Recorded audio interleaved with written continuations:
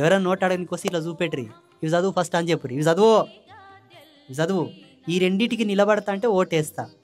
ఇది కావాలి సమాజంలో. నేను అడిగేది సత్యం చెప్తున్నా. నేను పాపిష్టోని, నా కడుపులో కాయలేదు పండు లేదు. మీరు నిండు సౌభాగ్యమూర్తులు. మీ పిల్లల గురించి, మీ వంశం గురించి, మీ సంతానం గురించి, మీ సంసారాల గురించి నేను అడుగుతున్నా. ఒక డాక్టర్ ఏం చేస్తాడంటే కొన్నింటి మీద పర్ఫెక్ట్లీ అనాలిసిస్ చేసి కొన్ని వ్యాధుల నిర్ధారణ చేసి దానికి మందు కనిపెట్టి సమాజంలో ప్రొవైడ్ చేస్తాడు.